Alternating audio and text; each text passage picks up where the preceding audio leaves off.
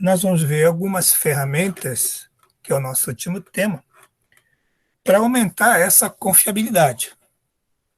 Que quando você roda os seus planos de manutenção, nem sempre, se você está controlando, é claro, né?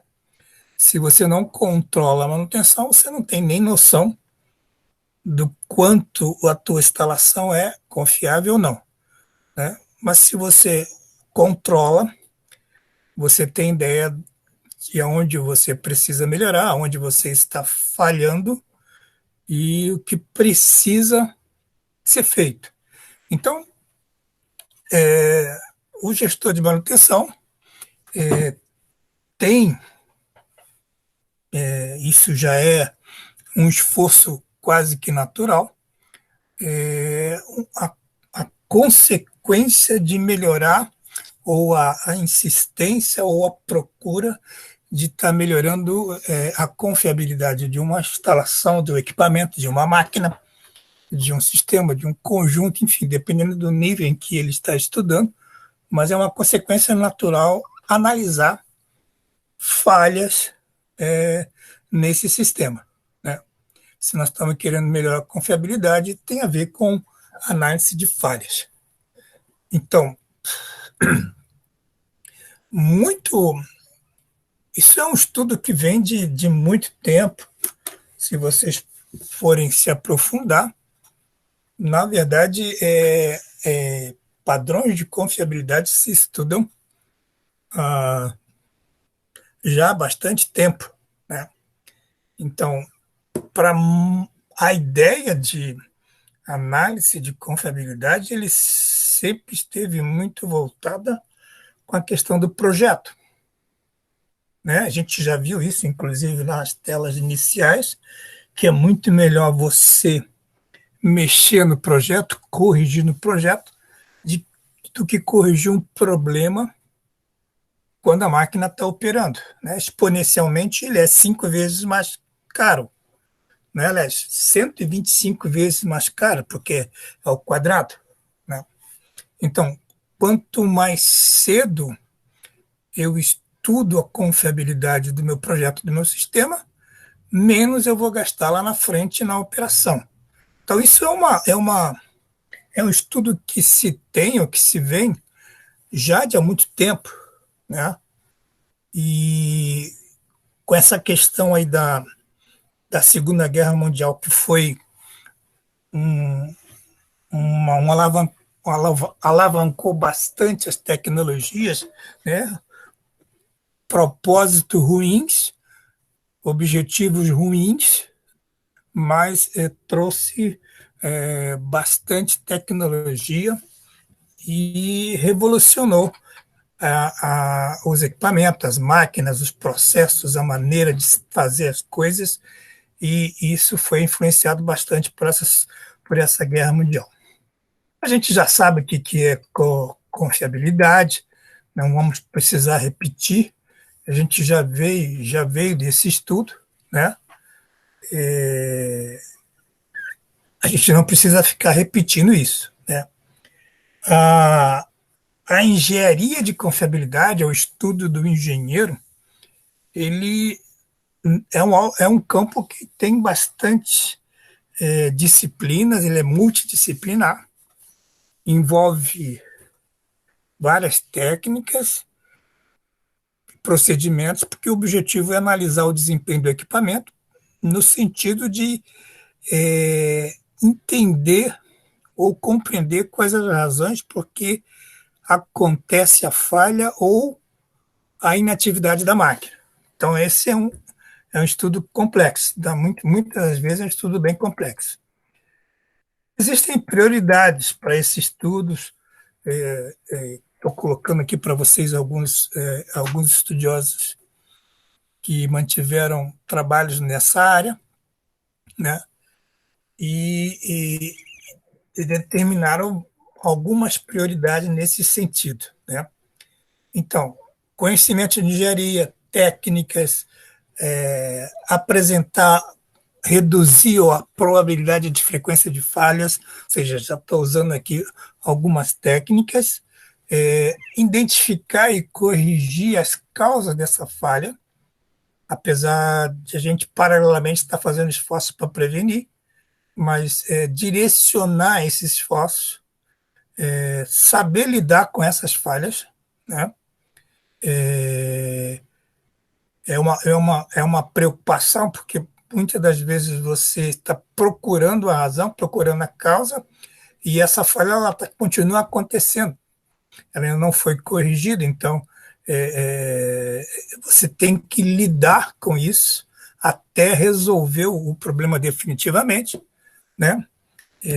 E simular essa questão de confiabilidade, métodos para estimar isso, não só para resolver os problemas da máquina atual, como melhorar novos projetos como um todo, né?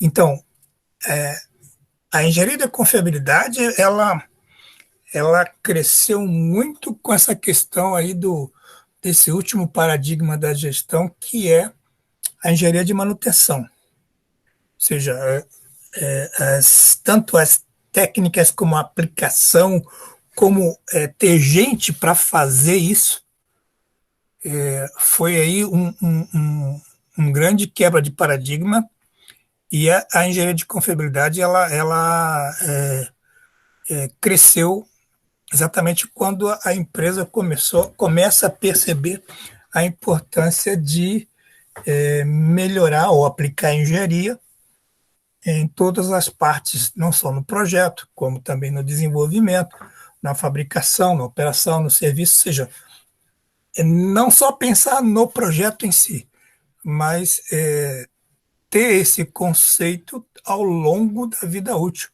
né, do ciclo de vida útil da máquina. Então, normalmente, nós trabalhamos com duas metodologias. Uma que tende a ser mais quantitativa, e aí sim ela trabalha com estatística, trabalha fortemente com teoria de probabilidade, e outros que são métodos mais qualitativos.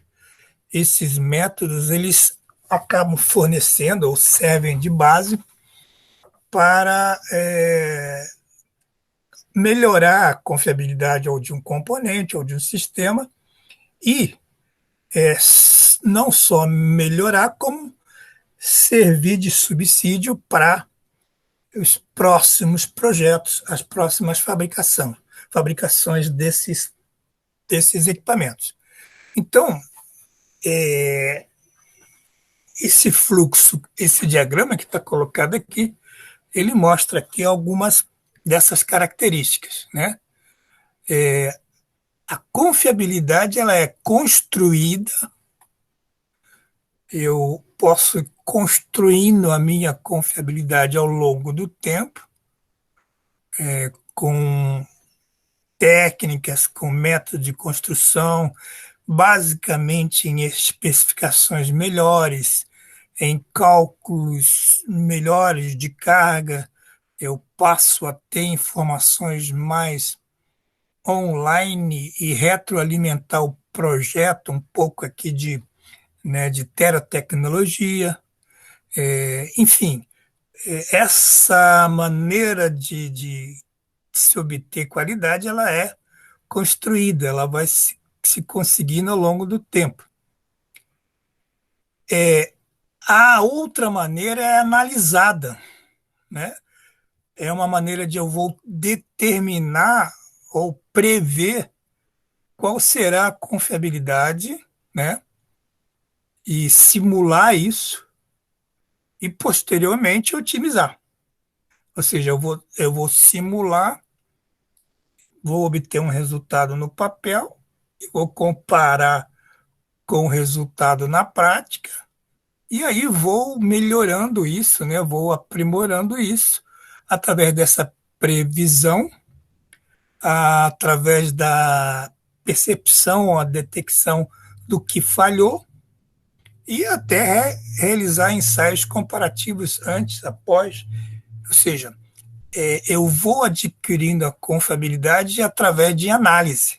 Aqui eu vou construindo ao longo do tempo. Aqui eu vou trabalhando, analisando o que eu gerei.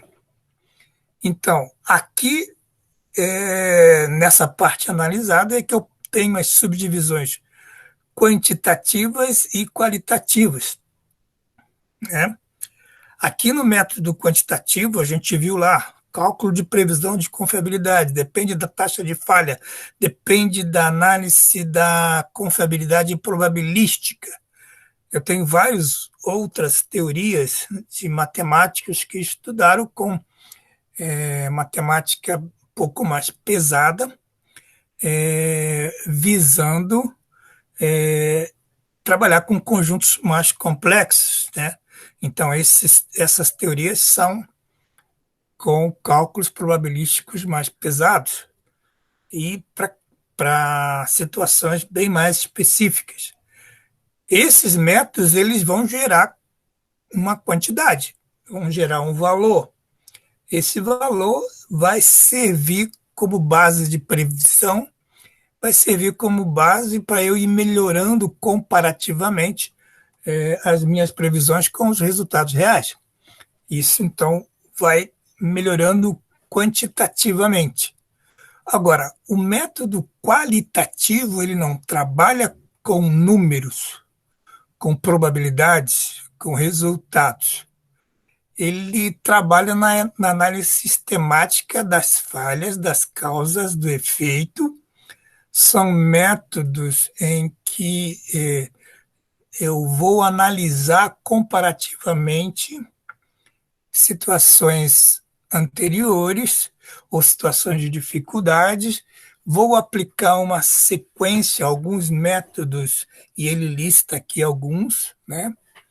Alguns métodos que têm uma sequência lógica de implementação de análise, e esses resultados, embora não sejam quantitativos, essa análise serve de base para mim, com o resultado, poder implementar, primeiro detectar deficiências, primeiro achar essas metodologias servem para mim achar pontos falhos, pontos que são situações críticas para determinado processo. E aí, apresentar soluções utilizando, né, baseados nessas metodologias que estão sendo mencionadas aqui. Aqui ele menciona algumas, né? A gente já vai mencionar isso. Bom, nós vimos ali, aliás, deixa eu só voltar ali, lá no final, né, tem a análise RAM que a gente já viu. Ou seja, a análise RAM aqui talvez alguém possa perguntar, professor, mas isso não é quantitativo, né? Por que ele aparece aqui como qualitativo? Ele aparece aqui como indicativo porque a análise da disponibilidade é um valor, a análise da confiabilidade é outro e da manutabilidade é outro. Eu não tenho um produto da multiplicação dos três, isso não é uma conta matemática. Então, o resultado dos três ele passa a ser uma análise qualitativa e não mais uma análise matemática, apesar de que cada um deles tem uma metodologia, tem um cálculo e você consegue chegar a um resultado. Mas a análise dos três resultados, ela é uma análise realmente qualitativa. A gente viu também lá na análise RAM a questão dos arranjos blocos funcionais, que foi um dos temas que a gente abordou, que é uma maneira de eu desenhar a estrutura do meu sistema de análise, do meu conjunto funcional, né? Como que a falha se dá de uma máquina para outra, de um dispositivo para outro. Eu posso ter arranjos diferentes em cada tipo de sistema, então essa maneira, esse modelamento é uma maneira que é bastante utilizado para poder fazer esse tipo de análise, né? Então, eu posso ali usar esse recurso do arranjo de blocos funcionais e ver a interdependência entre eles e servir aí para servir de base nessa previsão da confiabilidade. A gente já abordou isso, o uso de blocos funcionais, só ainda não fizemos um exercício. Fizemos em sala vários exercícios, mas vocês ainda não fizeram um exercício prático, né? Bom, quais são então as ferramentas? Quais são as ferramentas que vão nos ajudar para aumentar a confiabilidade qualitativamente analisando falhas, né? Quais são essas que nós vamos colocar? Primeiro, a gente tem o objetivo dessas ferramentas é solucionar problemas. A ideia é essa, né? Eu vou através dessas ferramentas que são colocadas, vão ser colocadas aqui. Cada uma delas tem uma metodologia e vamos levar a fazer uma análise de qualidade, de qualitativa, visando resolver problemas que eu encontrei por performance de máquina, por resultado, por desempenho, enfim, né? Então, nós temos o método MASP, o método FEMEA, são siglas, a gente já descreve essas siglas, o método FTA, o método ETA, a metodologia FRACAS e a metodologia RCA, né? E a análise rank também é uma metodologia que nos ajuda a resolver problemas. O que é o MASP? Bom, traduzindo para o português, é um método sistemático que você organizadamente analisa problemas e propõe solução para esses problemas. O FEMEA também é um outro método, é um método de análise de falhas, quais são os modos dessas falhas e quais são os efeitos dessas falhas, né? A FTA, que é uma análise por árvore de falhas, esse é o outro método que me faz estudar o problema de uma forma estruturada, hierarquicamente. Outra é a árvore de eventos de falha, também bastante usada em sistemas de segurança. A metodologia FRACAS, que é um sistema de análise de relatórios de falhas e de ações corretivas, né? Esse é um relatório, é um sistema que permite analisar todas as falhas ocorridas e ações corretivas tomadas num contexto da máquina como um todo, né? O RCA, que é a análise de causa raiz, que essa metodologia tem dentro dela várias outras metodologias que são orientações, são guias para que você possa seguir e chegar a ter uma solução de problemas, né? E análise rank a gente já viu nas aulas retrasadas, né? Análise que envolve o estudo quantitativo de cada uma dessas três variáveis envolvendo a manutenção, a confiabilidade, a disponibilidade e a mantenabilidade.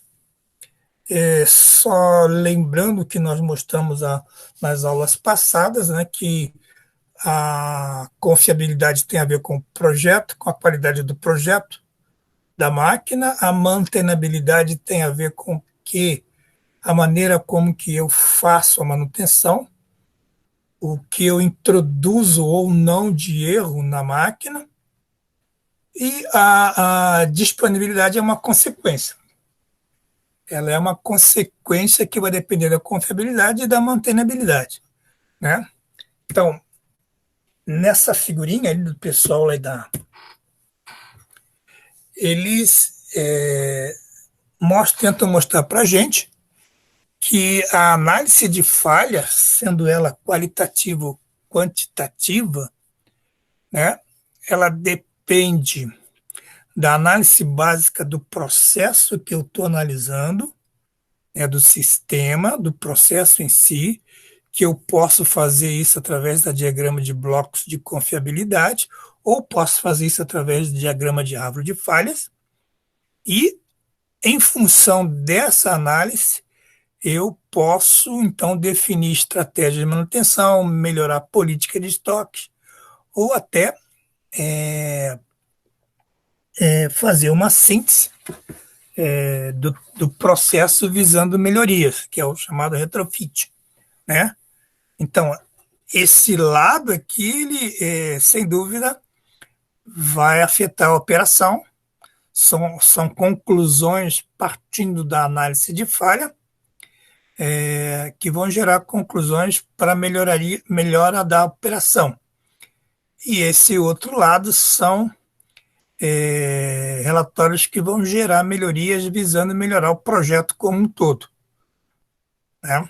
Então, o ciclo da análise RAM tem como consequência, tem como objetivo esses que estão colocados aqui abaixo, né?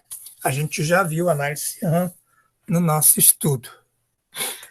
Bom, o que nós vamos abordar no nosso curso, professor? Olha, não dá, né? Eu não temos essa carga para analisar todas essas ferramentas aí de aumento de confiabilidade. Cada um de vocês, se tiverem a oportunidade, se tiverem interesse, que se gostarem do tema, podem pesquisar, né? No PPC, inclusive, tem literatura que fala sobre essas ferramentas para solução de problemas. Mas a gente vai enfatizar duas delas, o FEMEA e o FTA, né? O FEMEA, que é análise de falha de modos e efeitos, e o FTA, que é a análise por árvore de falhas, né? Uma análise estruturada em árvore, em um sistema parecido com árvore, das possíveis ocorrências de falha. Então, essas duas metodologias nós vamos abordar no nosso tema ferramentas para analisar falhas de forma qualitativa, visando aumentar a confiabilidade.